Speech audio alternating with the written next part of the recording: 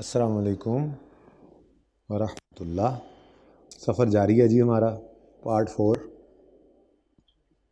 इसमें statement of cash flows के MCQs हम करेंगे इंशाल्लाह। पेज 751 पे आ जाएं, कैश फ्लोज के MCQs करते हैं। आज छुट्टी है माना, लेकिन ये इसलिए कर रहा हूँ कि आप अपनी कन्वीनियंस के हिसाब से इन 2 दिनों में फ़ारिग समझें ख़ुद को तो इस वक्त कर लें, वरना बाद में भी आप ले सकते हैं इन लेक्चर्स को। ये नॉर्मली होमवर्क में दे के डिस्कस कर लिया जाता है कोई मसला है तो, लेकिन मैं ये चाह रहा था कि इससे बेहतर है कि मैं आपको ख़ुद करवा दूं, और अगर आप पहले करके ये लेक्चर्स लेंगे तब भी आपको फ़ायदा होगा। ये लेक्चर्स लेकर तो फिर वैसे ही MCQs हो जाएंगे आपके। अच्छा जी, क्वेश्चन 40 है, which of the following may be presented both in statement of comprehensive income and statement of cash flows. ठीक है, यानी इनकम स्टेटमेंट में भी नज़र आएगा और कैश फ्लो में भी नज़र आएगा। वो कौन सी चीज़ होगी? मे के साथ।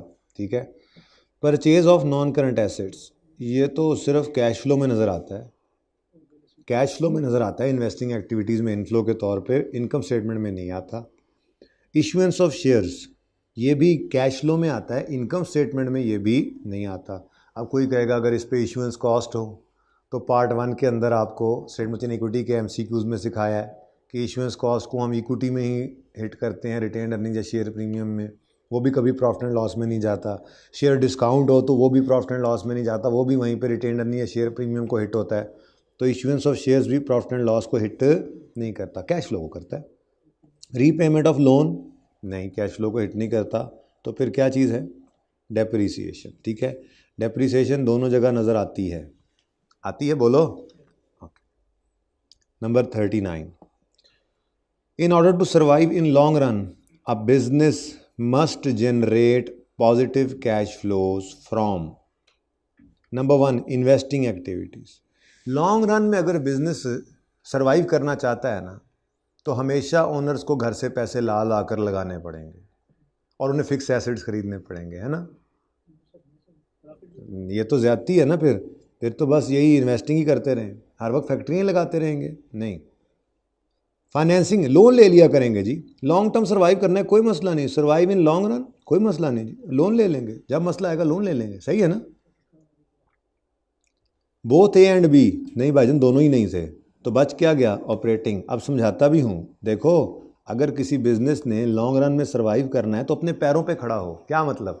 एक बार ओनर्स ने पैसा ला के इन्वेस्ट कर दिया, कैपिटल ले आए, अब उन पैसे से हमने फैक्ट्री लगा ली, अब वो फैक्ट्री लग गई है ना, इन्वेस्टिंग एक्टिविटी हो गई, नॉन करंट एसेट खरीद लिया हमने, अब उनको अच्छे तरीके से चलाना है, ऑपरेशंस से प्रॉफिट कमाने हैं, ऑपरेशंस से आपने पॉजिटिव कैश फ्लोज जो है वो जनरेट करने हैं, तब आप लॉन्ग रन में सर्वाइव करेंगे। फिक्स एसेट पे तो खर्चा ऑलरेडी हुआ पड़ा है आपका। ये थोड़ी है कि फिर एक फैक्ट्री नहीं चल रही एक और लगा लें, फिर पहली चल नहीं रही दूसरी तीसरी चौथी लगा लें। नहीं भाई, पहली अच्छी से चलेगी, पहली से कमा के ऑपरेशंस, पहली के ऑपरेशंस से कमाएं और फिर नहीं लगाएं बेशक। ये है लॉन्ग रन का सर्वाइवल। ठीक है, लोन तो बिल्कुल मुनासिब नहीं है आपको, जब आप फंसे तो आप लोन ले लें, बिल्कुल भी नहीं जी। Which of the following would cause negative net cash flows, negative net cash flows from operating activities, यानी ऑपरेटिंग एक्टिविटीज़ में कब नेगेटिव कैश फ्लो हो जाएंगे? चेक करते हैं जी। वो कहते हैं जी डिक्रीज इन डेप्रीसिएशन एक्सपेंस। ये तो डेप्रीसिएशन एक्सपेंस जो है ना, वो उसका कम होना, ऐड बैक होता है वैसे तो ये, हाँ, लेकिन ये तो ऐड होने वाली ही फिगर है, ये तो ऐसे ही लग रहा है। Substantial investment in fix asset, ये तो ऑपरेटिंग एक्टिविटीज़ में आता ही नहीं है। क्या आता है? नहीं, ऑपरेटिंग एक्टिविटीज में नहीं आता, इन्वेस्टिंग में आता है तो नेगेटिव कैश फ्लो। क्या आपने इन्वेस्टमेंट की है फिक्स एसेट में, फिक्स एसेट खरीदने पर कैश आउटफ्लो होता है, नेगेटिव कैश फ्लो है, लेकिन इन्वेस्टिंग एक्टिविटी का, ऑपरेटिंग का नहीं है। फिर significant increase in credit sale, हाँ ये कुछ शक में डाल रहा है कि सेल्स बढ़ गई लेकिन उधार पे है, अभी भी है, पता नहीं लग रहा, मुझे तो यही लग रहा है। Repayment of long term loan, ये कहाँ चला जाता है? ये तो फाइनेंसिंग में जाता है, इसका मतलब मैच पड़ गया अब 2 में। ठीक है, क्या आपका डेप्रिसिएशन एक्सपेंस है और दूसरा आपका sorry significant increase in credit sales है। अब डिक्रीज इन डेप्रीसिएशन एक्सपेंस, भाई डेप्रीसिएशन एक्सपेंस का कोई असर इस वजह से मैं मानता हूँ कि नहीं होता कि देखो ना पीबीटी से ऊपर 10 रुपये की डेप्रीसिएशन माइनस हुई पड़ी होती है, ठीक है। हम जब कैश फ्लो स्टेटमेंट स्टार्ट करते हैं तो हम ऐड कर देते हैं डेप्रीसिएशन वापस। अब अगर ये डिक्रीज होकर 8 भी हो जाए तो यहाँ पे भी क्या आ जाना है 8, ये डिक्रीज होकर 15 से 12 हो जाए, पहले 15 थी 12 हो गई, तो यहाँ पे ऐड भी क्या हो जाना है 12, तो इसका तो कोई असर नहीं होता है। ये तो जो इम्पैक्ट प्रॉफिट तक आते आते माइनस हुआ होता है वही प्लस कर देते हैं, ठीक है ना। और वैसे भी ये ऐड होने वाली चीज़ है, ये तो कैश फ्लो में ऑपरेटिंग एक्टिविटीज़ में ऐड होने वाली चीज़ है। ये तो नेगेटिव कैश फ्लो नहीं बनाती, ये तो पॉजिटिव भी बनाएगी, ये तो कैश फ्लो को पॉजिटिव ही करेगी, ये तो कैश फ्लो में ऐड ही होगी, ठीक है ना। तो ले दे के फिर क्या रह गया, क्यों, क्योंकि सेल्स बढ़ गई, इधर देखो सेल्स बढ़ गई, बहुत ज़्यादा सेल्स आई हैं, लेकिन पीबीटी तक आते आते सेल्स तो ऐड हुई पड़ी हैं, पर देखा जाए तो कैश तो नहीं आया अभी, तो ये हो सकता है नेगेटिव कैश फ्लोज में ले जाए। बाकी वो अभी आपको जाहिर सी बात है यहाँ पे वो जो net changes in working capital आता है उसकी साइंस अभी समझाई नहीं है, वो आपको पता लगे कि हम जब डेटर्स का ओपनिंग क्लोजिंग लेते हैं ना, डिफरेंस क्लोजिंग लेस ओपनिंग, तो उसके अंदर डेटर्स कैश में कन्वर्ट हो जाते हैं। ये प्रूफ करना है इंशाल्लाह, हो सकता है आज कर लें, हो सकता है किसी वक्त फिर कर लें, ठीक है ना। बहरहाल एक पास पेपर भी इसी वजह से पेंडिंग रखा हो, उसके अंदर ये लॉजिक वगैरह देकर ही फिर समझ आनी है आपको एक आधे पॉइंट की, बाकी तो खैर आपको आते हैं, ठीक है ना। तो कौन सा जी पॉइंट, सी पॉइंट, आगे चलें जी। A debit balance on retained earnings indicate that company has, ये तो अभी हमने किया भी था खैर से, statement of changes in equity के टॉपिक के अंदर करके आए हैं, फिर यहाँ पे भी आ गया, पता नहीं क्यों ये शायद गलती से इधर आ गया, चलो अब आ गया। तो debit balance on retained earnings में किस चीज़ की निशानदेही करता है कि कंपनी ने ज़्यादा डिविडेंड दे दिया प्रॉफिट से, भाईजान प्रॉफिट की अवेलेबिलिटी हो तो डिविडेंड्स बांटे जाते हैं, प्रॉफिट नहीं है, रिटेन्ड अर्निंग्स में पॉजिटिव बैलेंस नहीं है, यानी कि क्रेडिट बैलेंस नहीं है, तो डिविडेंड नहीं बटेगा। ये तो नहीं हो सकता कि 10 रुपये पड़े थे रिटेन्ड अर्निंग्स में और आपने 15 बांट दी और नेगेटिव रिटेन्ड अर्निंग्स होगी, ऐसा नहीं होता, ठीक है। Redeemed some of is share capital, share capital बढ़ता है तो रिटेन्ड अर्निंग्स से एक रिजर्व क्रिएट किया जाता है। रिडेम्पशन सिलेबस से निकल गई इसलिए वो बात अब मैं नहीं समझा सकता है, मैंने सिम्स इन इक्विटी वाले एमसीक्यूज में भी ये एमसीक्यू समझाया वैसे बाय द वे, ठीक है। लेकिन फिर भी वो भी एक अवेलेबिलिटी ऑफ रिटेन्ड अर्निंग्स की बुनियाद पर ही है, नेगेटिव तो नहीं हो सकता। एक्यूमुलेटेड लॉसेज एक वाहिद रीज़न है कि जिसकी वजह से रिटेन्ड अर्निंग्स नेगेटिव यानी कि ऑपोजिट साइड पे डेबिट बैलेंस में चली जाती हैं। बाकी बोनस शेयर्स में रिटेन्ड अर्निंग्स कम होती हैं लेकिन मैक्सिमम जीरो तक ही जा सकती हैं ना, नेगेटिव तो नहीं हो सकती। बोनस शेयर्स इशू करने के लिए भी अवेलेबिलिटी ऑफ रिटेन्ड अर्निंग्स का होना जरूरी है, रिटेन्ड अर्निंग्स में से मुफ्त शेयर बांटे हैं ही नहीं तो फिर नहीं बांटेंगे। नेगेटिव रिटेन्ड अर्निंग्स सिर्फ हो सकती हैं एक्यूमुलेटेड लॉसेस की वजह से। 36 which of the following companies is most likely to face, ये तो अभी हमने देखा ही था, ये भी हमने देखा, ये कैश फ्लो के ये रेशोज़ में देख कर आ रहे हैं, ये एमसीक्यू रेशो में देख कर आ रहे हैं, वहाँ रिपीट हुआ पड़ा है, ठीक है। ये स्प्रिंग 2020 में आया था। लॉस मेकिंग गवर्नमेंट ऑर्गेनाइजेशन, कोई कैश फ्लो का प्रॉब्लम नहीं, अभी किया हमने पिछली क्लास में। कंपनी विच हैज़ एनपीओ से पहले रेशोज़ के एमसीक्यूज में ये पढ़ा था। Company which has recently sold its part of operation, नहीं, इसको भी कोई cash flow. Reasonably with no expansion, ये भी नहीं। प्रॉफिटेबल रिटेलर, सेम वही है जी, एमसीक्यू रिपीट हो गया ज़रा, ये भी रिपीट टेलीकास्ट था। 35 विच of the following could cause negative cash flows from operating activities, ये तो सेम आ गया जी नीचे वाला, ये डिप्रीज इन्वेस्टमेंट, ठीक है, इसको काट दें, रिपीट हो गए, ये पड़ा हुआ है ना नीचे 38, ठीक है। Which of the following is not a cash outflow of the firm, dividend outflow है, टैक्स आउटफ्लो है, इंटरेस्ट पेमेंट आउटफ्लो है, bad debt is not an outflow, ठीक है। बैड डेट आउटफ्लो नहीं है क्योंकि ये कैश है ही नहीं, कैश आउटफ्लो नहीं है ना, नॉन कैश एक्सपेंस है। कितने आसान एमसीक्यू आ रहे, यानी रेशो ही थी जिसने सही परेशान किया, टाइम भी उसी पे ज़्यादा लगा, 1.5 घंटे से भी ज़्यादा का लेक्चर हो गया था। और मेरे कुछ स्टूडेंट्स यहाँ क्लास के अंदर 2-3 फीमेल स्टूडेंट्स ने तो 2-3 बार कहा भी था कि सर रेशोज़ के तो एमसीक्यूज़ करवा दें, तो वक्त का इंतज़ार था, मौका आया, अल्हम्दुलिल्लाह हो गया, तसल्ली से आपने बैठ के अब देख लेना है उनको, और स्टिल को मसला होगा तो भाई मैं तो इधर ही। A company has negative cash flows from operating activities. What could explain high level of, हाँ ये अब डिफरेंट हो गया है, रिक्वायरमेंट सेम है लेकिन वैसे एमसीक्यू डिफरेंट हो गया। नेगेटिव कैश फ्लोज आए हैं जी फ्रॉम ऑपरेटिंग एक्टिविटीज़। क्या वजह हो सकती है? High level of dividend payment. भाईजान डिविडेंड प्रॉफिट एंड लॉस में से नहीं पे होता, वो फाइनेंसिंग एक्टिविटी में है, ठीक है।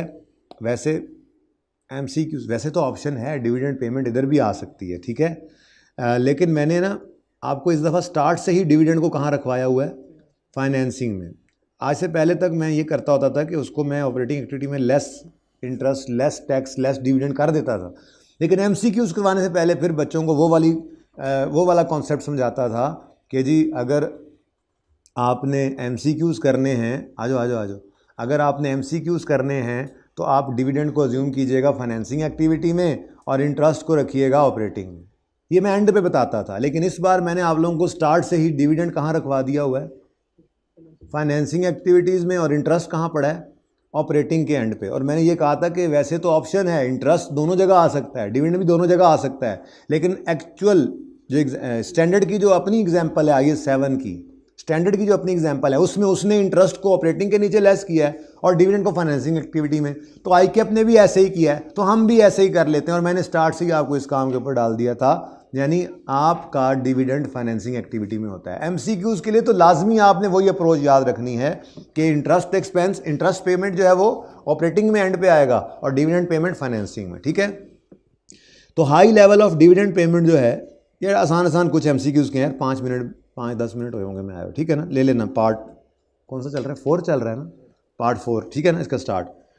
अच्छा, वो कह रहा है जी कि कौन सी ऐसी चीज़ें हैं, क्या ऐसा काम होगा जिसकी वजह से ऑपरेटिंग एक्टिविटीज़ का कैश फ्लो नेगेटिव हो जाए? लिखा हुआ है जी डिविडेंड की हाई लेवल ऑफ पेमेंट। भाई डिविडेंड की पेमेंट का ऑपरेटिंग एक्टिविटी पे कोई असर नहीं पड़ता। Substantial investment in new assets, ये तो इन्वेस्टिंग एक्टिविटी है। Sudden increase in credit sales, ये एमसीक्यू करके आ रहे हैं, बस एक चीज़ नहीं आई थी, बिल्कुल ये सही है। रीपेमेंट ऑफ लोन भी फाइनेंसिंग, तो सी इज़ द करेक्ट ऑप्शन, यानी क्रेडिट सेल्स बढ़ जाना, इससे प्रॉफिट्स तो बढ़ गए, लेकिन क्रेडिट सेल्स का मतलब क्या? उधार सेल्स, उससे कैश तो इन्फ्लो नहीं हुआ। तो वो कह रहा है कि ये हो सकता है, ठीक है ना। What could explain this negative cash flow? Company के नेगेटिव कैश फ्लो हो गए, तो इन 4 में से कौन सी वजह हो सकती है भाईजान? यही हो सकती है फिर कि क्रेडिट सेल्स बहुत हो गई हैं, कैश सेल्स हुई नहीं है, तो कैश तो आया नहीं, उधार पे चीज़ें बेची हैं, प्रॉफिट्स तो बढ़ गए, ठीक है। बेटा मैंने यही तो अभी अर्ज़ किया है कि कैश फ्लो के एमसीक्यूज़ के लिए मैंने आपको ये एंड पे बताना होता था कि आपने हमेशा ऑपरेटिंग एक्टिविटीज़ में इंटरेस्ट पेड को रखना है और फाइनेंसिंग में डिविडेंड को, लेकिन ये तब बताना होता था जब मैंने शुरू के अंदर आपको डिविडेंड को वहीं पे रखवाया होता। लेकिन मैंने डे 1 से ही आपको डिविडेंड कहाँ रखवा दिया? फाइनेंसिंग में। और इंटरेस्ट कहाँ रखवा दिया? ऑपरेटिंग में, इंटरेस्ट पेड। और एमसीक्यूज़ के लिए इन्होंने यहीं रहना है, कोई ऑप्शन नहीं है, ये बता रहा हूँ आपको, क्योंकि एमसीक्यू के अंदर आपने दोनों चीज़ें तो दिखानी नहीं होती। ऑप्शन तो है स्टैंडर्ड की तरफ से, लेकिन ICAP ने क्या कहा है? स्टैंडर्ड ने एक्चुअल में अपनी एग्जाम्पल में डिविडेंड को फाइनेंसिंग में रखा था और इंटरेस्ट पेड को ऑपरेटिंग के एंड पे, तो हमने भी ऐसे ही कर लिया। तो एमसीक्यूज़ में फिर वही चल रहा होता है, इसलिए आपको पहले दिन से जो पढ़ाया हुआ है बस वही है। एमसीक्यूज़ में समझो ऑप्शन है ही नहीं, एमसीक्यूज़ में वो है जो आपको पढ़ाया हुआ है। क्या? डिविडेंड आएगा फाइनेंसिंग एक्टिविटी में, डिविडेंड पेड, और इंटरेस्ट आएगा ऑपरेटिंग के एंड पे माइनस। फॉर एमसीक्यूज़ बस आपका यही ऑप्शन है, यूँ समझ लें। वैसे ऑप्शन है, ओरिजिनल स्टैंडर्ड में है, समझाया भी था। पूरा सवाल करते हुए आप जो मर्जी करें, लेकिन एमसीक्यू करते हुए आप जो मर्जी नहीं कर सकते। यहाँ पे पाबंदी आप पे मैंने लगा दी है। उसकी वजह यह है कि एक्चुअल एग्जाम्पल स्टैंडर्ड की देखकर ICAP ने उस अप्रोच को फॉलो किया हुआ है, और ICAP ने जब उस अप्रोच को फॉलो किया तो एमसीक्यू के अंदर अब गुंजाइश नहीं होती। पूरी तो कैश फ्लो है नहीं, सिर्फ ऑपरेटिंग है, सिर्फ फाइनेंसिंग है। तो फिर एमसीक्यूज़ के पॉइंट ऑफ व्यू से आपने क्या करना है? For MCQs of statement of cash flows, ठीक है जी, MCQs of statement of cash flows, dividend को लाजमी आपने, डिविडेंड पेड को आपने हमेशा रखना है फाइनेंसिंग में, और इंटरेस्ट पेड को हमेशा आपने रखना है फॉर एमसीक्यूज़ ऑपरेटिंग में, एंड पे वो भी। हाँ, कैश फ्रॉम ऑपरेशन से बाद होगा, लेकिन ऑपरेटिंग एक्टिविटी से कैश फ्लो के अंदर ही आ जाता है, ठीक है ना। ओके जी, 32, what is immediate effect of making capital repayment on a loan on cash flow and profits? Capital repayment का मतलब क्या होता है? प्रिंसिपल ऑफ लोन रीपेड, ठीक है ना। Capital repayment on a loan, principal repayment. Principal amount के repay होने से कैश फ्लो पे क्या असर पड़ेगा और प्रॉफिट्स पे क्या असर पड़ेगा? बताओ जी, आप बताओ, कैश फ्लो पे क्या असर पड़ेगा? आउटफ्लो है, लोन रीपे होगा तो कैश आउटफ्लो होगा फाइनेंसिंग एक्टिविटी में। प्रॉफिट्स पे भी कोई असर पड़ेगा?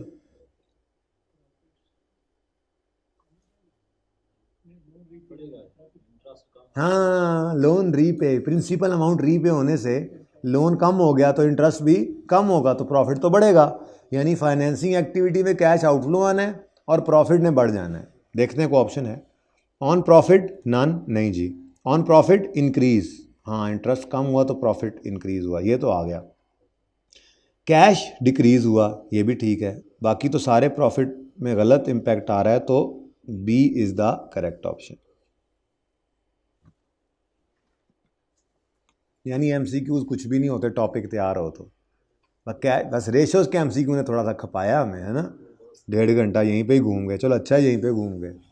ओके, हाँ, capital repayment on loan making a capital immediate effect, immediate, अच्छा, फिर इस वजह से शायद उन्होंने ये किया होगा। Immediate effect of making capital repayment on a loan क्या है जी? वो भी प्रॉफिट के ऊपर फिर कोई नहीं है और कैश डिक्रीज हो गया, शायद इस वजह से उन्होंने किया। भाई कह रहे हैं आंसर के अंदर इन्होंने, ये भी भाई मैं पढ़ के नहीं ना आया आंसर, वरना मैं खुद देख लेता अच्छा जी क्या फ़र्क पड़ा हुआ है, ठीक है। चूंकि इमीडिएट इफेक्ट लिखा हुआ है शायद इस वजह से। आई कैप का ओरिजिनल भी ओपन करके देख लेते हैं तसल्ली के लिए। कौन सा चैप्टर है जी? हाँ, चैप्टर कौन सा है? 11 है, तो इससे पीछे वाला ही होगा ना। कौन सा एमसीक्यू चल रहा है?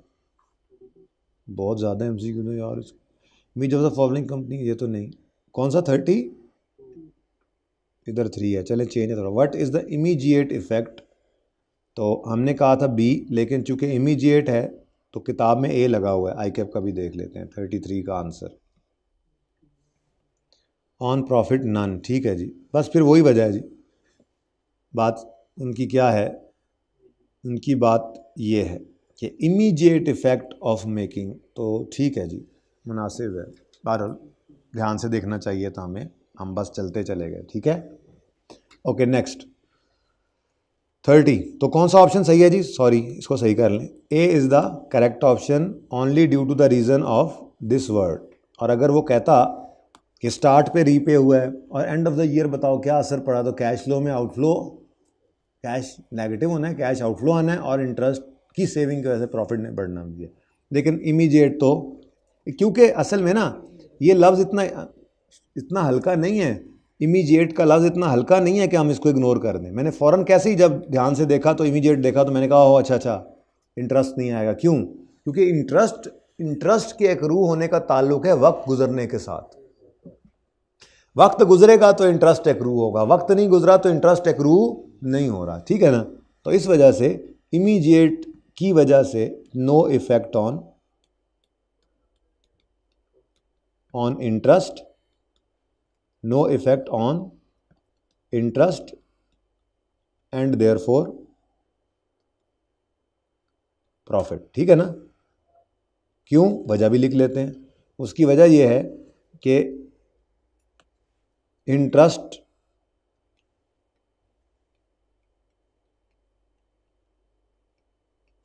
तो वक्त गुजरने के साथ एक्रू होता है।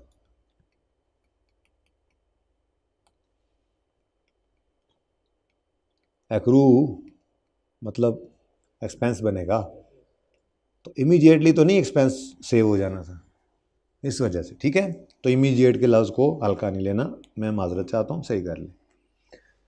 अ company with healthy profits is facing cash flow, हैं cash flow shortage, profits healthy हैं, कैश फ्लोज नहीं है, क्या वजह हो सकती है? छोड़ो पढ़ने को, आगे बताओ। वही बात, क्रेडिट सेल्स होंगी तो इनकम तो बनी पड़ी है लेकिन कैश नहीं आया हुआ। देखते हैं आगे क्या कहता है। Which of the following could account for this? Delaying payments to creditors, नहीं, इससे तो कैश और बचत हो जाती है डिले करने से। Shortening of credit period granted to debtors, इससे भी कैश ज़्यादा हो जाता है, कम टाइम दे रहे डेटर्स को तो जल्दी पैसे लाएंगे, तो फेसिंग कैश शॉर्टेज तो नहीं हुआ ना। वो कहता है कौन सा इवेंट इस कौन से इवेंट की वजह से कैश शॉर्टेज हुई होगी? रीसेंट एक्विजिशन ऑफ, हाँ इधर कैश आउटफ्लो हुआ होना। इन दो चीज़ों से तो कैश बच रहा होता है, मतलब पड़ा रह जाता है। क्रेडिटर को लेट पेमेंट करो या डेटर से जल्दी पैसे ले लो तो कैश तो बढ़ता है। ये मशीनरी खरीदने से कैश जाता है। एन इंक्रीज इन, सेल वाली बात ही उसने नहीं की, चलो कोई बात नहीं। Increase in dividend proposed dividend pay नहीं होता, प्रपोज हुआ है अभी तो, ठीक है, तो इस वजह से इसका भी कोई असर नहीं है, इससे उल्टा बढ़ते हैं कैश के बैलेंसेस। तो मसला यही है फिर, ठीक है। सी इज़ द करेक्ट ऑप्शन कि अगर कंपनी जो वैसे हेल्दी प्रॉफिट्स वाली है लेकिन उसको कैश फ्लो प्रॉब्लम्स क्यों आ रहे हैं, वो भाईजान उन्होंने फैक्ट्री लगा दी, अब इतने पैसे हो गए, हाँ वहाँ खर्च हो गए तो कैश जो भी पड़ा था वो सारा वहाँ लगा दिया उन्होंने, हो जाता है, ठीक है। Which one of the following will increase cash balance of a business? Which one of the following? Loan repayment, और इससे तो कैश डिक्रीज होता है। Bank granting it an overdraft facility, facility दी है, फैसिलिटी, कैश बैलेंस कैसे बढ़ेगा वो अगर लोन दे देता।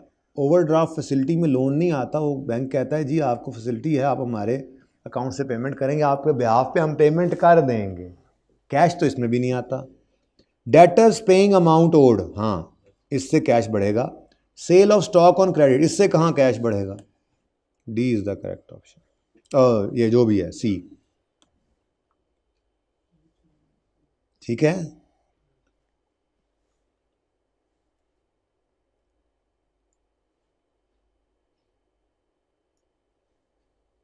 जी चलें आगे, हिम्मत कर लो थोड़ी सी हैं, फिर कैश फ्लो कैश फ्लो के ये ख़त्म हो गए तो फिर एमसीक्यूज तो कोई भी नहीं रह जाने मेरे ख्याल से।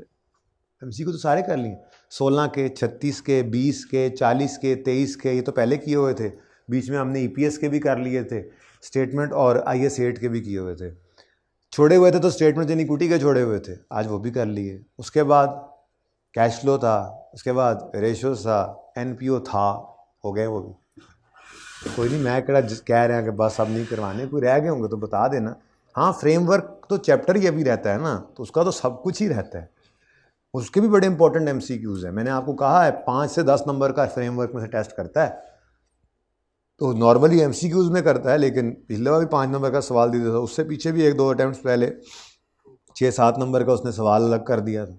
MCQs में भी 2-3 नंबर के MCQs टेस्ट कर लेते हैं आराम से, तो लाजमी है। Okay, gain and losses on disposal are classified as financing activity, investing activity, operating activity, either financing और operating depending on which method is used. और नहीं है तो नहीं, इन्वेस्टिंग फाइनेंसिंग भी नहीं हो सकती। अब दो मसले हैं, gain on and loss on disposal of PPE are classified as operating या इन्वेस्टिंग। असल में ना कन्फ्यूजन किस वजह से आता है, गेन लॉस ऑन डिस्पोजल जो होता है वो ऑपरेटिंग एक्टिविटी में आपको नज़र आ रहा होता है, रिवर्स होता हुआ, ठीक है ना। लेकिन वो रिवर्स भाई वहाँ पे इसलिए हो रहा होता है क्योंकि प्रॉफिट से शुरू किया हुआ है और वहाँ तक आते आते गेन लॉस एड लेस हो चुका है। लेकिन आप इसको ऑपरेटिंग एक्टिविटी वाला आइटम तो नहीं कह सकते। अब ऑपरेटिंग एक्टिविटी में तो ऑपरेशंस होते हैं, फिक्स्ड एसेट्स का बेचना, फिक्स्ड एसेट होता क्या है, यूज़ के लिए लिया हुआ एसेट, इसको बेचना ऑपरेशंस का पार्ट नहीं होता, ये तो कभी कभार बिकते हैं और ख़रीदना भी ऑपरेशन, इन्वेस्टमेंट है ये तो, फिक्स एसेट्स का खरीदना और बेचना, ये क्या होता है, इन्वेस्टिंग है, एक्टिविटी इन्वेस्टिंग है, इसलिए इसका कैश फ्लो कहाँ आता है, इन्वेस्टिंग में। ऑपरेटिंग में क्यों मजबूरन हमें दिखाना पड़ता है, स्टार्टिंग पॉइंट है PBT। और अगर यही देखो, इसी तरह से देख लो, अगर हम डायरेक्ट मेथड से कर रहे हो तो गेन लॉस कहीं जाता था, नहीं जाता था। ऑपरेटिंग एक्टिविटी में कहीं जाता था, वो तो किसी एक्सपेंस में भी छुपा पड़ा होता था, लेट्स से लॉस हम वहां से भी निकाल लेते थे कहीं चला ना जाए। लेकिन उसका कैश फ्लो डायरेक्ट मेथड हो चाहे इनडायरेक्ट मेथड हो, कहाँ आता था, इन्वेस्टिंग में। तो ये कौन सी एक्टिविटी है, इन्वेस्टिंग, ठीक है जी, करना चाहिए था, लेकिन वो कह रहा है gain losses on disposal of PPE are classified as investing activities. देख लें असल वाला 29 का सी, मुझे तो ये लगा जैसे मैंने आपको बता दिया 29 का सी, ठीक है। बहरहाल थोड़ी सी ज्यादती माना कर दी उसने, कोई बात, कभी कभी हो जाती, ठीक। लिखना चाहिए तो उसे एक गेन लॉस, फिर वो क्यों लिखता, वो ही लिखता कैश रिसीट, फिर तो बिल्कुल सीधा हो जाता ना, ठीक है।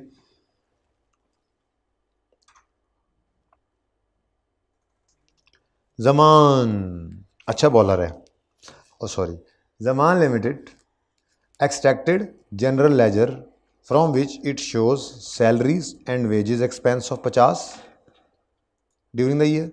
Its cash flow statement reported cash paid to employees of 42 million. चलो, opening balance of accrued salaries and wages was इतने, what is the closing balance? यार अब लेजर बनवा रहा है, मुझे तो लग रहा है ये तो कई बार आपने बनाया था, एक्रूवल वाला एक्सपेंस का लेजर, नाम जो भी हो। ओपनिंग में क्या पड़ा है जी, एक्रूड है, बोलो, ओपनिंग पेएबल है ना जी, कितना 3.6। उसके बाद वो कह रहा है जी कि एक्सपेंस आ रहा है 50 और कैश पे किया है 42, तो क्लोजिंग बैलेंस कितना आ गया, उस तरफ चला गया, कोई बात नहीं, 11.6। तो कौन सा ऑप्शन है, ए। ऐसे भी एमसीक्यू होते हैं यार, मजाक है ये जी, सही है।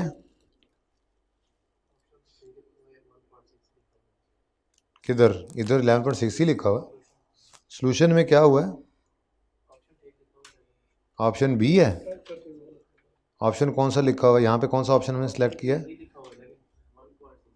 अच्छा वो सही कर लो, फिर गलती होगी नंबर, हाँ ये कहीं आई कैप ने भी ये गलती ना की हुई हो, उन्हें भी बता देंगे, देख लें, नहीं हो सकता है गलती इधर ही लगी हो, ऐसी कोई बात नहीं, ये 11 है जी, चले देखना है तो देख लें, अब आप खाम खा कर कहते हैं तो कौन सा 28 है, 11.6 सही है, इतना इजी ना लें जी कहाँ पहुँचे हैं हम,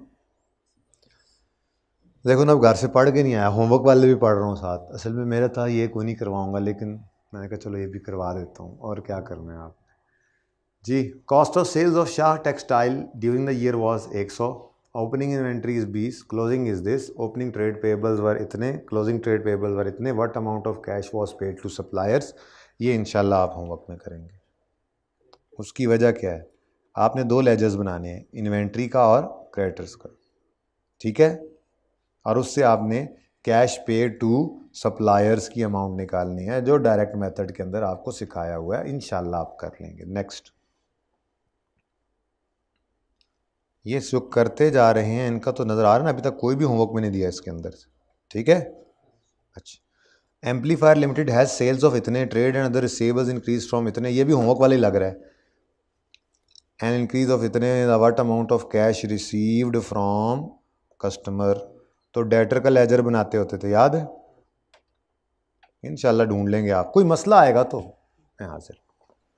विच of the following are not operating activities, हाँ जी, कौन सी ऑपरेटिंग एक्टिविटीज़ नहीं है, इंटरेस्ट पेड बिल्कुल है, ये तो आपको कहा है कि एमसीक्यूज़ के पॉइंट ऑफ व्यू से इंटरेस्ट पेड आपकी ऑपरेटिंग एक्टिविटी है और डिविडेंड पेड आपकी फाइनेंसिंग, और इसमें कोई ऑप्शन नहीं है, सिर्फ एमसीक्यूज़ के लिए। वैसे असल कॉन्सेप्ट क्या है, स्टैंडर्ड असल में अलाउ करता है, लेकिन स्टैंडर्ड अपनी एग्जाम्पल के अंदर किसी वजह से एक्सप्लेन भी करता है, वो वजह किसी वजह से कहता है जी ऑप्शन है लेकिन इंटरेस्ट मैं इधर रखता हूँ और डिविडेंड इधर, आई कैप भी वही करता है, एमसीक्यूज़ के लिए मजबूरी है फिर वही सोचना, ठीक है। तो which of the following are not operating, interest paid is an operating, cash payment for income tax is an operating activity, ये भी एंड पे आ रहा होता है, collection from customers is an operating, payment of dividend, अब यहाँ पे आके फंस जाते हैं ना आप, अगर आप वो बात ना मानते जो आपको पहले दिन से पढ़ाई थी। पहली दफ़ा तक मैंने आपको कहा था उस वक्त पढ़ाते हुए, पिछली दफ़ा तक मैं पहले ये नहीं कहता था, दोनों को वहीं रखता था, लेकिन MCQ से पहले समझा देता था, बच्चे को फिर भी हो जाता था हाँ ठीक है MCQ के लिए मैंने ये सोचना। लेकिन आज तो पहले दिन से ही हम ऐसे चल रहे हैं। लेकिन MCQ के लिए ये बात याद रखें बहरहाल कि हमारे पास ऑप्शन नहीं है, ठीक है ना, बस यूँ समझने का ऑप्शन है ही कोई नहीं। तो D is the correct option. भाई साथ साथ देखते रहा करो, अच्छा कर रहे हो आप, देख रहे हो। Next, activities that result in changes in size and composition of change in size and composition of equity capital and borrowings of an entity are called operating activities ना, financing हाँ, investing ना, none of these ना। मुझे तो सी लग रहा है। क्या मतलब क्या है जी इस जुमले का? सर अंग्रेजी का मुश्किल सा जुमला बताएं। वो कह रहा है ऐसी चेंजेस जो इक्विटी लायबिलिटी के साइज को या कंपोजिशन को चेंज कर दें। मतलब कैसे साइज चेंज होगा इक्विटी का? नए शेयर्स इशू हो गए, बायबैक हो गए। कैसे कंपोजिशन जो साइज चेंज होगा लायबिलिटीज़ का, लॉन्ग टर्म लोन्स का, रीपेमेंट से कम हो गए या नए ले लिए तो मज़ीद आ गए। तो ये कौन सी एक्टिविटी होती है? फाइनेंस।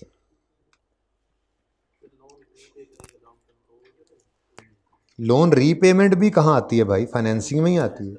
लोन रीपे होता था तो कैश आउटफ्लो होता था, लोन लेते थे तो कैश इनफ्लो, कैपिटल रेज होता था तो कैश इनफ्लो, डिविडेंड पे करते थे तो आउटफ्लो, बाकी रीपरचेज या बायबैक आपका है नहीं, वरना वो भी आउटफ्लो होता था।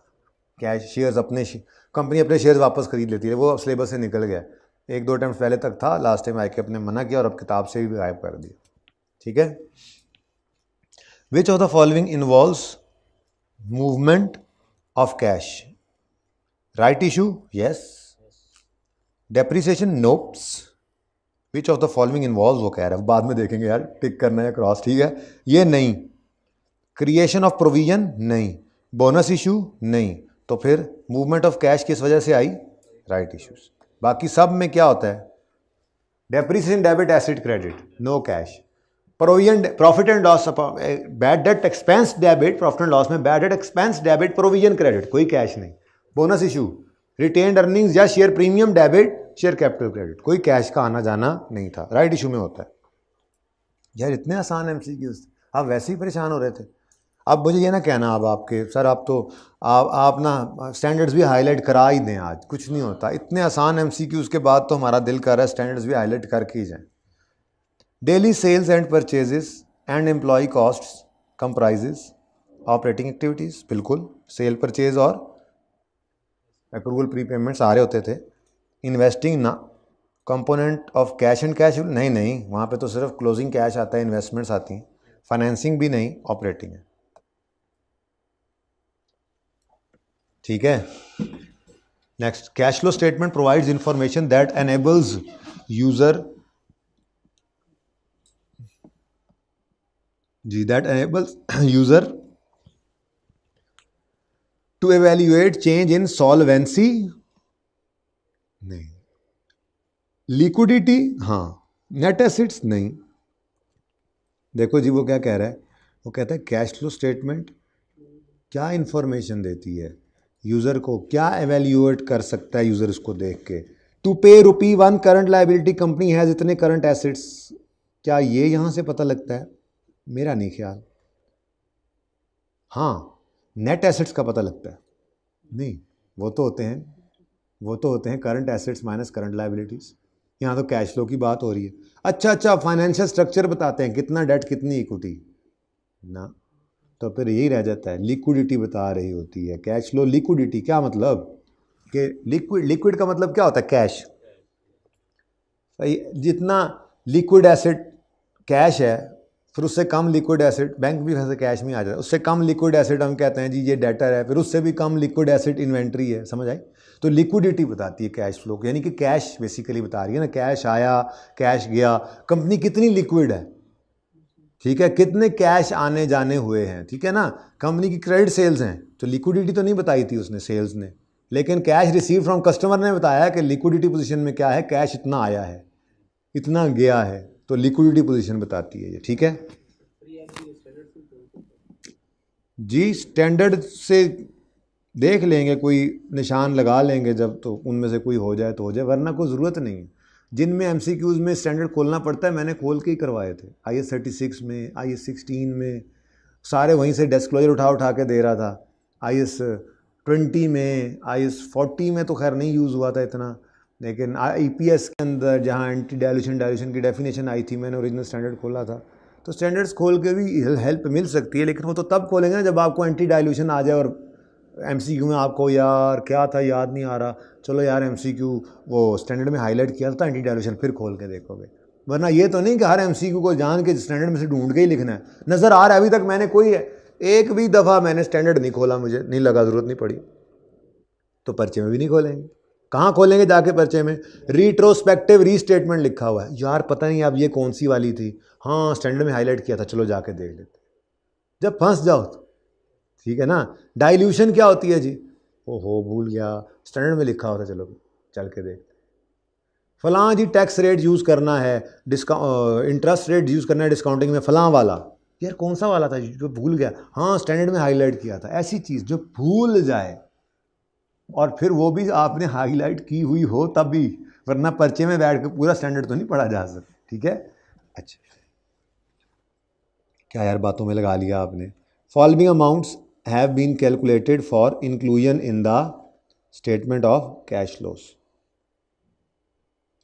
Net cash inflows, net cash inflows different activities के, increase in cash equivalent, income tax paid, interest, how much cash has been generated. Cash generated from operations है, ये कैश ऑफ ऑपरेटिंग एक्टिविटीज़ नहीं है।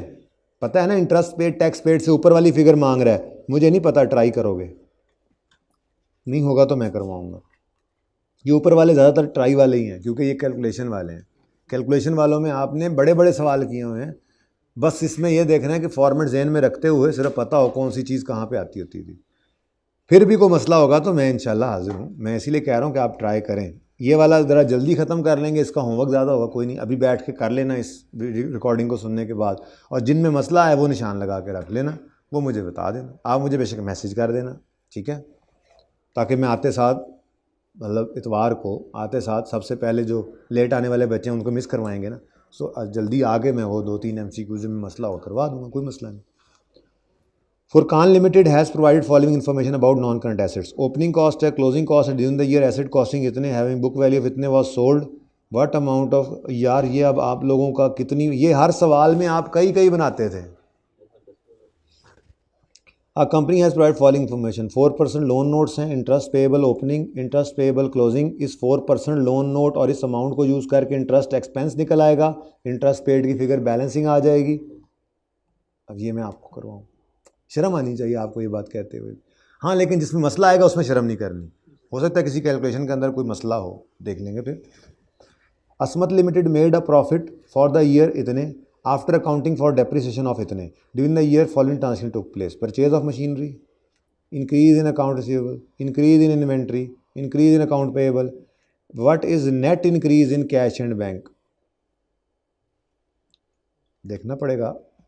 अब इसमें जो वाहिद चीज़ ध्यान वाली है ना वो क्या है, made a profit of 320 after depreciation का मतलब क्या है, इसमें से डेप्शन लेस हो चुकी है, तो जो भी कैलकुलेशन करना उसमें सबसे पहले इसको ऐड बैक कर देना।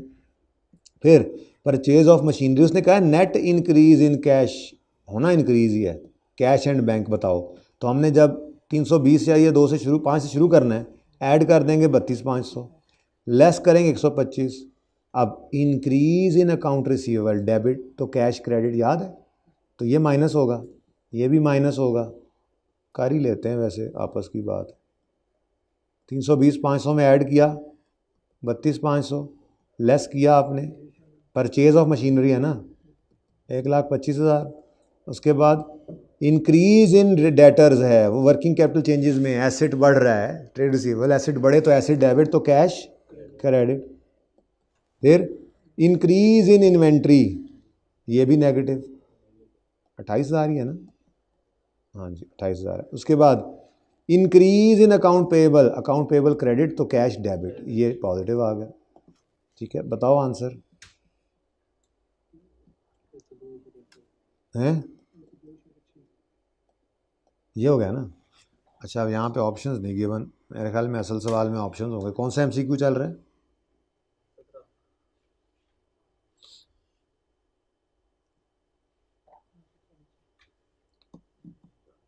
ये इतना ही आया आंसर हमारा?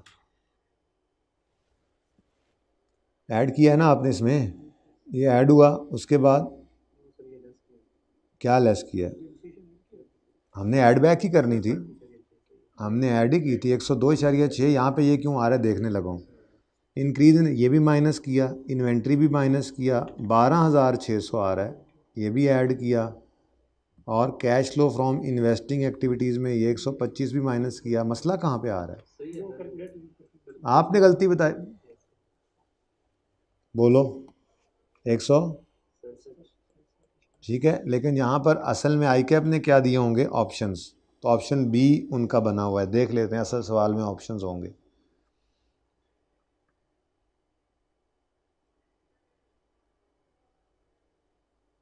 जी ऑप्शंस ही थे, ठीक है, ओके।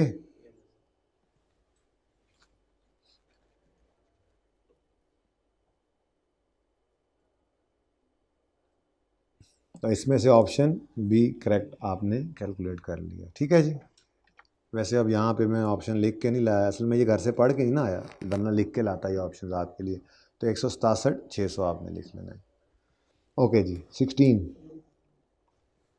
जायद कंपनी रिपोर्टेड इतने profit after charging this what decrease in. अब तो ये इस जैसा तो नीचे कर लिया ना, इससे भी अच्छा कर लिया नीचे वाला, ठीक है ना, ये हो जाएगा। Where in a company's financial statements complying with IFRS's International Accounting Standards, should you find the proceeds of non-current assets sold during the period? Company की फाइनेंशियल स्टेटमेंट्स में, फाइनेंशियल स्टेटमेंट्स के अंदर income statement, balance sheet, cash flow, chain equity, note, सब कुछ ही आता है, पता है ना। अब वो क्या कह रहा है, क्या चीज़ ढूंढनी है? Statement of cash flow and statement of financial position? नहीं, इसलिए कह रहा हूँ नहीं बच्चों, फाइनेंशियल पोजीशन के अंदर क्लोजिंग कैश पड़ा होता है। फिक्स एसेट के बिकने पे जो सेल प्रोसीड्स नज़र आई थी वो तो नहीं पड़ा होता, मतलब वो नज़र तो नहीं ना आ रहा होता। उसने क्या कहा है, where in a company's financial statement complying with international accounting standards should you find the proceeds of non current asset sold during the period. तो कैश फ्लो में तो नज़र आनी थी, लेकिन साथ ही उसने एंड लिख कर जो बात लिखी है हम उससे मुत्तफिक नहीं है, प्रोसीड्स नहीं, हाँ क्लोजिंग बैलेंस कैश के अंदर तो सब कुछ, यूँ तो हर चीज़ हर जगह ही नज़र आ रही है। फिर सामने फेस पे कहाँ नज़र आती है? Sale proceeds. सेल प्रोसीड्स मतलब cash received on disposal of fix asset, वो कहाँ नज़र आता है? फेस पे। कभी बैलेंस शीट के फेस पे नज़र आया था? आज से पहले कैश फ्लो पढ़ने से पहले कभी आपने देखा था इनकम स्टेटमेंट के फेस पे कैश रिसीव्ड आ रहा हो, बैलेंस शीट के फेस पे कैश रिसीव्ड आ रहा हो, चेंज इक्विटी इससे पहले बनाई थी उसके फेस पे कैश रिसीव्ड आ रहा हो? कहाँ आता था? कहाँ पहली बार आया था? जो कैश फ्लो बनाई, ठीक है, बैलेंस शीट तो नहीं है। Next, statement of changes in equity and, बस अभी तो बोला है स्टेटमेंट प्रॉफिट, और कहा तो है अभी, आपको भी तो बताया इत्तेफाक से, अगले दो ऑप्शन मैंने वैसे ही बोल दिए थे। ओनली स्टेटमेंट ऑफ कैश, ठीक है ना। कंफ्यूजन सिर्फ ये हो सकता है आप कहें कि सर बैलेंस शीट में पड़ा तो होता है, भाई पड़ा तो होता है क्लोजिंग कैश में, लेकिन नज़र तो नहीं आ रहा था ना, वो फिगर नज़र कहाँ आता है? कैश फ्लो के अंदर, ठीक है। इस तरह के मैं बस डिस्कस कर रहा हूँ, बाकी कैलकुलेशन वाले आपने करने हैं। विच टू, अब तो टू आ गए, of the following are added as non cash adjustment, ये तो बड़ा आसान होगा। Interest expense, yes. Interest income, नहीं ये ऐड तो नहीं होता, इंटरेस्ट इनकम तो लेस होती है नॉन कैश एडजस्टमेंट। प्रॉफिट के ऊपर जाके एडजस्टमेंट करनी है, लेकिन प्रॉफिट तक आते आते ऐड हो चुकी होती है, इसको माइनस करते हैं, इसलिए उसने क्या कहा है, आर एडेड, ठीक है ना, तो ये ऐड होता है। Loss on disposal, add. Tax charge, less होता है, ये ऐड होता ही नहीं है, पीबीटी से स्टार्ट करते हैं। कितनी बार बोली थी ये बात, मैं तो याद है तुम्हें 2-3 बार मैंने बोला था यार, फिर भूल गए हो, ठीक है। जब पीबीटी से स्टार्ट किया है तो टैक्स एक्सपेंस तो माइनस हुआ ही नहीं इस तक आते आते, तो ये तो बिल्कुल आना ही नहीं, ये माइनस होना था, ये आना ही नहीं था, ठीक है। वर्किंग उसमें एडजस्टमेंट्स और नॉन कैश में, तो ए और कौन सा बना? सी, ये correct. How should gain on sale of used equipment be reported in a cash flow statement using indirect method in operating activities as deduction from profit, ये तो होता ही नहीं है, sorry indirect in operating activities as deduction, gain है, हाँ सही कह रहा है, ये लग तो सही रहा है अभी तक। In investing activities as reduction, नहीं, सेल ऑफ यूज्ड इक्विपमेंट पे रिडक्शन नहीं होती थी, कैश इनफ्लो होता है ना, माइनस तो नहीं होता, माइनस होता है एडिशन के केस में, ये गलत है। इन्वेस्टिंग एक्टिविटी में as an increase in cash flow, ये तो सही लग रहा है, लेकिन अब उसने गेन का लफ्ज़ इस्तेमाल कर लिया रफ़ी भाई की फरमाइश पे, ठीक है ना। तो बात वो किसकी कर रहा है, गेन ऑन सेल की, वो ये नहीं कह रहा where sale of used equipment भी रिपोर्टेड, अगर वो लिख देता तो फिर दोनों बताने पड़ते, सेल ऑफ फिक्स एसेट हो तो गेन लॉस होता है ऑपरेटिंग एक्टिविटीज़ के अंदर रिवर्स, और रिसीव्ड कैश इन्वेस्टिंग एक्टिविटी में आता है। अगर वो कहता ये वाली बात सेल ऑफ यूज्ड इक्विपमेंट के बारे में बताओ, लेकिन अभी वो क्या कह रहे हैं, गेन ऑन सेल के बारे में बताओ, तो गेन तो इधर नहीं जाता, यहाँ तो कैश जाता है, यहाँ क्या जाता है, कैश रिसीव, ठीक है, तो ये भी नहीं हो गया। आगे in operating activities add as addition, नहीं एडिशन नहीं, ठीक है, रिडक्शन ही होती है, डिडक्शन ही होती है, ठीक है, तो ए इज द करेक्ट ऑप्शन। देखते जाओ, मैंने को और चांद ना चढ़ाया हुआ। A company had provided following data at the year and 17 share capital, share premium, company made what amount, अब ये मैं क्या अब आप लोगों को मैंने ये अब तुझे सूरज को चिराग दिखाने वाली बात हुई। अच्छा जी, company has made following investments, advance पे किया लैंडलॉर्ड को, short term investment highly liquid, debenture ख़रीद लिए हैं इन्होंने, ये जाती है वैसे, आपको डिबेंचर्स खरीदवा दिए हैं इसने, नॉन करंट एसेट्स खरीद लिए हैं आपने, what amount to be shown in investing activities, ये कर लेते हैं यार, असल में आपके लेवल से तरफ बाहर है। चलें, एडवांस रेंट, भाई ये इन्वेस्टिंग एक्टिविटी नहीं होती, ये ऑपरेटिंग एक्टिविटी होती है, ये प्रीपेड रेंट है। एक्रूअल प्रीपेमेंट कहाँ आते हैं, जौन सा मर्जी मेथड हो, एक्रूअल प्रीपेमेंट्स कहाँ आते हैं, ऑपरेटिंग एक्टिविटीज़ के अंदर आते हैं। इनडायरेक्ट मेथड में ओपनिंग क्लोजिंग के डिफरेंस से इंक्रीज डिक्रीज हम शो करते हैं, और अगर डायरेक्ट मेथड हो तो हम लेजर से भी निकाल के ले आए थे, याद है, cash paid to supplier advance, वो कॉन्ट्रैक्ट लाइबिलिटी गालिबन आया था, किस सवाल में कहा था ये एडवांस फ्रॉम कस्टमर है, तो वो कैश इनफ्लो आया था, कहाँ आया था, मैंने कहाँ शो किया था, ऑपरेटिंग एक्टिविटीज, ठीक है ना जी। एडवांस अलग से लिखा था, लेकिन हेडिंग कौन सी थी कैश फ्लो में, ऑपरेटिंग एक्टिविटीज़ में हमने कहा था जी cash received from customers, cash paid to suppliers, cash paid for expenses, और उससे अलग cash received as advance from customer, यहीं पे आ सकता है cash paid as advance to supplier, तो ये इनफ्लो होगा, ये आउटफ्लो होगा, क्योंकि ये लाइबिलिटी होती है पता है आपको, और ये दूसरे वाला एसेट होता है। खैर, तो मैं कह रहा हूँ अगर आपने प्रीपेड रेंट दिया हुआ है तो वो भी आपकी एक्रूअल प्रीपेमेंट वाली ये एडजस्टमेंट होती है, कोई इन्वेस्टिंग एक्टिविटी नहीं है, कोई फाइनेंसिंग नहीं है, ठीक है।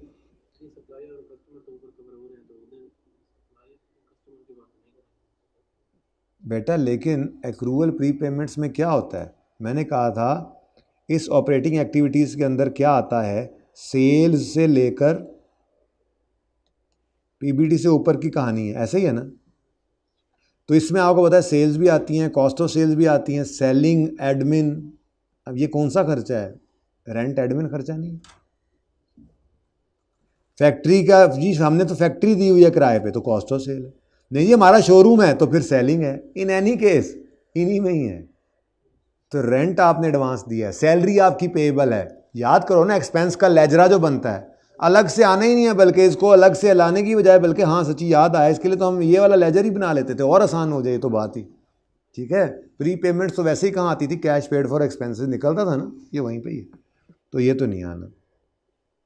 उसने पूछा हमसे क्या इन्वेस्टिंग एक्टिविटी में क्या जाना है, हमने कहा जी ये नहीं जाना, ये तो ऑपरेटिंग एक्टिविटीज़ का पार्ट है, ठीक है। शॉर्ट टर्म इन्वेस्टमेंट बॉन्ड, ये तो कैश एंड कैश इक्विवेलेंट में आता है, हाईली लिक्विड है। डिबेंचर्स परचेज्ड अब भाई परचेज डिबेंचर जो होते हैं ना, ये इन्वेस्टमेंट इन डिबेंचर है बेसिकली। ये आपके सिलेबस में नहीं है, वैसे FAR 2 में पढ़ते हैं आप लोग, ठीक है, फाइनेंशियल इंस्ट्रूमेंट। बहरहाल सादा बात, आपने कुछ खरीदा है जो कि वापस मिलेंगे आपको, मतलब आपने समझो किसी जगह पे पैसे रखवा दिए हैं, इन्वेस्टमेंट की है, वापस मिलेंगे 7 साल बाद, तो ये क्या है, ये इन्वेस्टिंग एक्टिविटी। ऐसे ही जैसे आप फिक्स एसेट खरीदते हैं और 6-7 साल इस्तेमाल करते हैं, उसको उससे फ़ायदा आता है, ऐसे ही कहीं पे आप इन्वेस्टमेंट कर देते हैं, पैसे बंदे को देते हैं और उस पर इंटरेस्ट लेते रहते हैं, वैसे ही है ये इन्वेस्टिंग एक्टिविटी, बिल्कुल है ये। और नॉन करंट एसेट्स परचेज ये भी है, ठीक है। तो इसका मतलब वो कह रहा था company made following, what amount should be shown in investing activities. 50 investment की है आपने, ख़रीदे हैं डिबेंचर्स, और 45 के भी फिक्स एसेट्स ख़रीदे हैं, तो 95 से आपका आउटफ्लो नज़र आएगा इन्वेस्टिंग एक्टिविटीज़। ठीक हो गया बच्चों। Which of the following is an advantage of cash flow. हाँ जी बताएं। इट डिटरमिन्स प्रॉफिटेबिलिटी, नहीं। It have user to estimate future expected cash flows, हाँ बिल्कुल सही है, अगले भी पढ़ लें, इससे अच्छा कोई ना हो। It determines the ratio of business debt equity, नहीं वो तो रेशियोज बताती हैं। It helps determining net asset, नहीं यार यही है, कभी कभी शक होता है, अगले पढ़ के पक्का हो जाता है कि यार यही है, क्योंकि अगले तो बिल्कुल नहीं हो सकते। 9 कितने ने यार, किन्ने ने हले, ओए कोई होमवर्क वाले भेज अल्लाह। Following data is available, operating profit before working capital, increase in account, increase in inventory, increase in what amount of net cash generated from operating activities, not operations, ध्यान से देखना, ठीक है। ऑपरेशंस का मतलब interest paid, tax paid minus होने से पहले, और ऑपरेटिंग एक्टिविटीज का मतलब ये दोनों माइनस होने के बाद, ठीक है। Homework, which of the following item will appear in cash flow from financing. Cash paid to acquire non current investing, dividend paid yes financing. MCQs के लिए मैंने कहा कोई ऑप्शन ही नहीं। बोनस शेयर्स इशूड, इसकी तो कोई कैश फ्लो में अपीयरेंस ही नहीं होती, इसकी तो एंट्री नहीं होती, कोई कैश इनफ्लो आउटफ्लो नहीं होता। डेप्रीसिएशन ये ऑपरेटिंग एक्टिविटीज में नज़र आता है, और वो भी नॉन कैश आइटम है, एड बैक हो रहा होता है। Dividend paid, which two of the following considered as inflow in a company statement of cash flow. Bonus shares issued, कोई इनफ्लो नहीं। Decrease in account receivable, debtors कम हुए तो कैश बढ़ा ही होगा, अनलेस कि कोई एबनॉर्मेलिटी खुद बताए। इंक्रीज इन इन्वेंट्री, भाईजान इन्वेंट्री खरीदने से पैसे कम होते हैं, ठीक है। Increase in account payable, inventory खरीदी है, नहीं कैश तो नहीं, इन्वेंट्री ही उधार पे खरीदी होगी ना, ठीक है, तो ये भी नहीं है, ठीक है। तो बचा कौन सा, बी। एक मिनट, हाँ। Which two of the following are considered as inflows in company statement of cash flows. B तो ठीक है, डी कैसे हो सकता है, बिल्कुल कह सकते हैं एक तरह से। ये आपको मुफ्त चीज़ जो मिलना, ये बेसिकली आओ कहा था, ये एक मुफ्त का फाइनेंस भी तो होता है, यानी हमने कोई पैसे खर्च नहीं किए, चीज़ें आ गई, भाई वाली बात, आगे बेच भी दी, पैसे नहीं आए, पैसे के बदले समझो चीज़ ही आ गई ना, तो बिल्कुल एक्सपेक्टेशन हो सकती है तो शक मुझे, लेकिन राइट ऑफ तो नहीं किया जा सकता। टूथ है ना, इसलिए दूसरा भी डालना पड़ा, थोड़ा तसल्ली होगी, ठीक है। शक है, चलें आगे। Company has provide following data, receivables हैं, क्लोजिंग ओपनिंग, क्रेडिट सेल्स हैं, डिस्काउंट अलाउड है, what amount should be shown as cash received from customer. Ledger बनाना, डिस्काउंट अलाउड की एंट्री बचपन में सीखी हुई है आपने, वो एंट्री आपने सीखी थी, अब तो इंट्रो में भी शायद यही पढ़ के आए होंगे। Discount allowed expense debit, debtor credit होता है वैसे तो, लेकिन डिस्काउंट अलाउड एक्सपेंस को आजकल हम क्या किया करते हैं, सेल्स में डेबिट कर देते हैं, ठीक है ना। तो आपने तो डेटर का लेजर बनाना, डेटर के लेजर में क्रेडिट साइड पे शो कर देना। Company provided following data, retained earnings, adjustment ये हुई हैं, डिविडेंड हुआ, ट्रांसफ़र हुआ, टैक्स चार्ज हुआ, प्रॉफिट आफ्टर टैक्स, यानी कि रिटेन्ड अर्निंग्स का लेजर आपसे कह रहा है बना के दिखाओ। आपको यार मैंने हर सवाल में बनाया था, अब तुम MCQ में मुझसे बनवाओगे, तुम्हारी ये जुर्रत। Company has provide following in balance net current assets non current assets closing depreciation opening closing during the year इतने एसेट्स बिके हैं, डेप्रिसिएशन एक्सपेंस। मतलब अब आपसे वो कहेगा आप उसको पीपीई का लेजर बना के दो, बना लोगे ना? ये नहीं या हाँ का पता तब लगेगा यस सर बोल रहे हो जब बना के देखोगे। कहना सर देखेंगे, बना के देखेंगे, अगर बना लिया तो ओके, नहीं तो मुझे बता देना, ठीक है। Company has provided following information share capital opening closing, share premium opening closing, bonus issue हुआ है, ये दोनों के लेजर्स बना लेना, आपको cash flow from financing activity मिल जाएगा। असल में ना हर सवाल में ये काम करते थे। Company has incurred a loss however balance in the bank account at the and is more then, हाँ ये थोड़ा सा टेक्निकल सा है, मतलब समझने वाली चीज़ है, पढ़ें क्या बात हुई। कहता है company has incurred a loss, company को हुआ तो लॉस है during the year 18, however balance in bank account at the end of year is more than balance at start, लेकिन पिछले साल के एंड पर जितना कैश पड़ा था इस साल के एंड पर बैंक में उससे ज़्यादा कैश पड़ा हुआ। वैसे हमें इस साल में लॉस हुआ है लेकिन बैंक बैलेंस बढ़ गया है, क्या वजह हुई होगी? अब हम तो हज़ारों बता दें, ऐसे हज़ारों तो कैसे ज़्यादा हो जाएगा, मतलब बीसियों बता दें आप सोच के कुछ ना कुछ रीजंस, लेकिन हमें तो एमसीक्यूज में ये आंसर देना है ना, तो देखते हैं उसने क्या क्या ऑप्शन दिए हैं। तो कहता है company has allowed longer credit period to credit customers, इस दफ़ा अगर लॉन्गर क्रेडिट पीरियड दिया होता, हैज़ अलाउड, ठीक है, क्या इसका मतलब यह है कि कंपनी ने ज़्यादा क्रेडिट पीरियड अलाउ किया है? अगर ज़्यादा पीरियड किया होता अलाउ तो कैश तो उल्टा कम हुआ होता। Company has purchased more stock, इससे भी कैश कम होना चाहिए था। कंपनी हैज़ मेड क्योंकि राइट इशू में तो ओनर घर से पैसे लाते हैं, बिजनेस के प्रॉफिट से तो कोई ताल्लुक ही नहीं होता इसका, ठीक है। कंपनी हैज़ परचेज फिक्स, इससे आउटफ्लो होता है, इससे तो कम होना चाहिए, तो C is the correct option, ठीक है। Faria limited is involve in business of furniture on यकम जनवरी 18 कंपनी इशूड शेयर कैपिटल इतने रुपीज इतने during the year company has made bonus share, what is the impact of bonus share? No impact, पढ़े बगैर। Bonus issue का क्या, इतनी कहानी डाल के बीच में क्या बोनस इम्पैक्ट का क्या, बोनस इशू का क्या इम्पैक्ट है? कोई इम्पैक्ट नहीं। उसकी एंट्री क्या होती है? रिटेन्ड अर्निंग्स डेबिट या share premium debit, share capital credit, ना कैश आया ना गया। ये एंट्री इसलिए करते थे कि कहीं कैश में ये शामिल ना हो जाए, एंट्री ये पैसे शामिल ना हो जाए, कैश इनफ्लो आउटफ्लो नहीं है, ठीक है जी। जी तीसरा देखें जी, share capital opening closing, share premium opening closing, bonus shares किए हैं 1 for every 10 shares held, cash flow बताओ। बदतमीज आदमी, इकट्ठा ही कर रहा हूं मैं, ये जान के तुम करवा रहे हो, तुमने पहले करके देखा था? कभी ये सवाल किया तुमने पहले? तो बनता नहीं था ना फिर तुम्हारा कहना। हाँ जी ओपनिंग बताओ 100 + 40 140, क्लोजिंग बताओ 140, अलहदा कर लो। उसने क्या कहा है? फाइनेंसिंग एक्टिविटी का कैश फ्लो बताओ, मैंने कहा जान छुड़ा लो, जल्दी कर लो।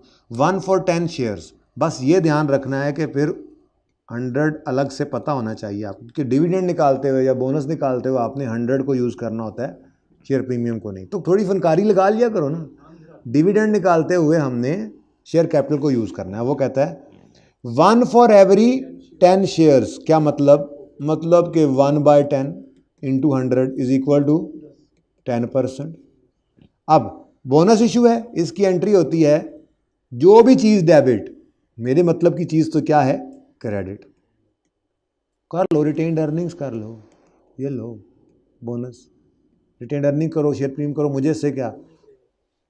असल में ना उसने कहा बोनस इशू, हाँ ठीक कह रहे हो, चलो इधर से डेबिट करके इधर से क्रेडिट कर देंगे, कोई फर्क पड़ेगा? मतलब मैं इसकी एंट्री नहीं करता, मतलब क्या होगा? आंसर क्या होगा? नील। अब आप कहोगे ये कैसे हुआ? इसके लिए अब अलग अलग करके समझा देता हूँ। क्या मतलब? शेयर प्रीमियम से डेबिट करके शेयर कैपिटल में क्रेडिट करना था ना, मैंने तो इकट्ठे रख दिए। जब इकट्ठे रख दिए तो सादा बात है भाई। वैसे ही बोनस इशू हुआ था तो कैश फ्लो के ऊपर क्या असर पड़ना चाहिए था? नहीं पड़ना चाहिए था, तो इतना काम करने की जरूरत नहीं थी। शेयर कैपिटल अलग करो 100 110, शेयर प्रीमियम अलग करो, इधर से निकल के उधर चले जाने, एक जेब से पैसे निकाल के दूसरे जेब में डालने लगे हैं। शेयर प्रीमियम उन्होंने कहा जी 10 रुपये, अभी 10 निकाला था ना, शेयर प्रीमियम डेबिट करके शेयर कैपिटल क्रेडिट करो, फ़र्क क्या पड़ता है? ठीक है, कैश फ्लो पे तो कोई फ़र्क नहीं पड़ा। देखो ना, एक नज़र भी आ रहा था, एक 10 से कम हुआ, दूसरा 10 से बढ़ गया, इधर से निकाले उधर रख दिए पैसे। जी बिल्कुल, वैसे ही आगे नहीं पढ़ना चाहिए था भाई को, पता नहीं क्यों इसने पढ़ा इतना तफसील से। जी वो तो मैंने कहा था लेजर बना लेना, मैंने तफसील से पढ़ा नहीं था। मैं पढ़ता तो मैं कहता लेजर की क्या ज़रूरत है, बोनस इशू लिखा हुआ है। चलो ये नहीं पता आपको, आज तक नहीं देखा था? नहीं, ये 1 फॉर एवरी 250 भी हो सकता है, 1 फॉर एवरी 2000 भी हो सकता है। कभी परेशान नहीं होना इससे। हर 2000 वाले को एक नया शेयर दे दिया, जिसके पास पहले 2000 शेयर से उसको एक नया शेयर मिला। ठीक है, चलें जी, ये पार्ट भी ख़त्म कर दें। अल्लाह हाफ़िज़।